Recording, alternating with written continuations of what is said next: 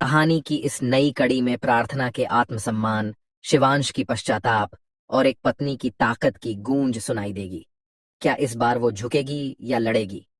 इस रोमांच से भरी यात्रा में आइए, हम आपको लेकर चलते हैं सीधे इस तूफानी मोड़ पर। कहते हैं ना कि सच को छुपाया नहीं जा सकता और झूठ ज्यादा देर टिकता नहीं। प्रार्थना को बदनाम करने की कोशिश तो बहुत हुई, लेकिन अब सच सामने आने वाला है। सोनालिका के लगाए इल्जामों की पोल खुलने वाली है, और वो भी पब्लिकली।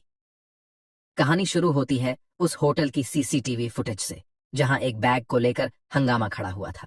प्रार्थना पर चोरी का इल्जाम लगा, लेकिन किसी ने उसकी बात पर यकीन नहीं किया। मगर अब जब उस होटल की सीसीटीवी देखी जाएगी तो सब साफ हो जाएगा कि बैग असल में किसका था, और प्रार्थना पर जो आरोप लगे वो सिर्फ एक साजिश थी। सिर्फ होटल ही नहीं, मॉल रोड के पास एक कैफे की फुटेज भी देखी जा रही है। वहां की रिकॉर्डिंग में और भी सच्चाइयां सामने आने वाली हैं, खासतौर से सोनालिका की प्लानिंग। जब प्रार्थना पर सोनालिका हाथ उठाने की कोशिश करती है तो पहली बार प्रार्थना डरती नहीं, बल्कि जवाब देती है, और वो भी ऐसा जवाब जो सबको चौंका दे। मेरे सुहाग पर कोई आंच आए, ये मैं बर्दाश्त नहीं करूंगी। प्रार्थना की आंखों में आत्मविश्वास की चमक थी। उधर शिवांश को भी अब प्रार्थना की अहमियत समझ आने लगी थी। उसे यह एहसास हुआ कि जिस प्रार्थना को वो गलत समझता रहा, उसी ने हर बार उसकी इज्जत और प्यार की रक्षा की।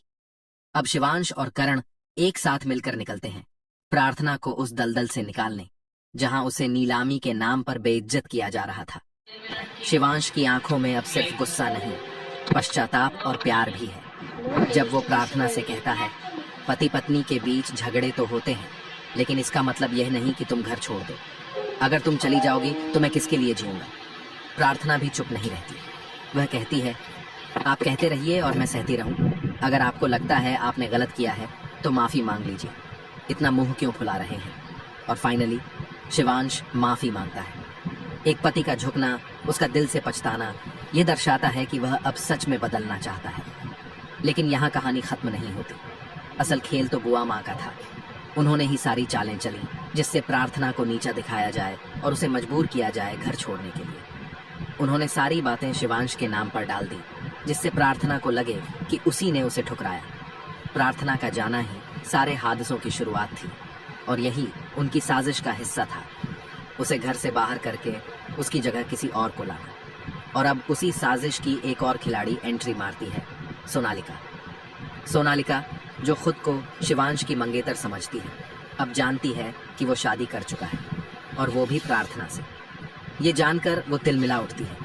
गुस्से में आकर वो प्रार्थना पर हाथ उठाने की कोशिश करती है, लेकिन इस बार प्रार्थना कमजोर नहीं थी। आप मंगेतर हो सकती हैं, लेकिन मैं उनकी पत्नी हूँ। मेरे साथ उन्होंने 7 फेरे लिए हैं। मेरे गले में उनका डाला हुआ मंगलसूत्र है, मेरी मांग में उनका भरा हुआ सिंदूर है, और इस घर में रहने का पूरा हक मेरा है। ये सुनकर सोनालिका का चेहरा उतर जाता है, और शिवांश भी हैरान रह जाता है। प्रार्थना का यह रूप उसने पहले कभी नहीं देखा था। जहां एक ओर प्रार्थना ने अपने आत्मसम्मान के लिए आवाज उठाई, वहीं अब सामने आने वाला है उसका सबसे बड़ा इम्तिहान। क्योंकि जब कोई स्त्री अपने अधिकारों की बात करती है तो उसे सबसे ज्यादा तकलीफ अपनों से ही मिलती है।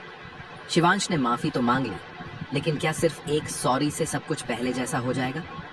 प्रार्थना और शिवांश के बीच अब एक नई शुरुआत हो रही है, लेकिन हर शुरुआत से पहले एक परीक्षा होती है। जब शिवांश उसे घर ले जाने आता है तो पहली बार वो प्रार्थना से खुलकर अपने दिल की बात कहता है। मैंने तुम्हें गलत समझा, लेकिन जब तुम नहीं थी तो मुझे एहसास हुआ कि मैं अधूरा हूँ। मैं जानता हूँ मैंने जो कहा उससे तुम्हें तकलीफ पहुंची, लेकिन अब मैं चाहता हूँ कि तुम लौट आओ, हमेशा के लिए। प्रार्थना कुछ देर चुप रहती है। वो देख रही होती है कि क्या यह वही शिवांश है जो उसे गलत समझता था, या अब कुछ बदल चुका है। मैं कोई चीज़ नहीं जो जब मन किया ले आए और जब मन किया छोड़ दो। मैं आपकी पत्नी हूँ, इंसान हूँ, और मेरा भी आत्मसम्मान है। ये शब्द न सिर्फ शिवांश को झकझोरते हैं, बल्कि पूरे परिवार के कानों तक गूंजते हैं। परिवार में कुछ लोग अब भी नहीं चाहते कि प्रार्थना वापस आए। बुआ माँ खासकर अब और भी चालाक हो गई है। उन्होंने सोनालिका को उकसाना शुरू कर दिया है। देखा तुमने, अब वो लड़की हमारे घर की बहू बनकर हक जता रही है।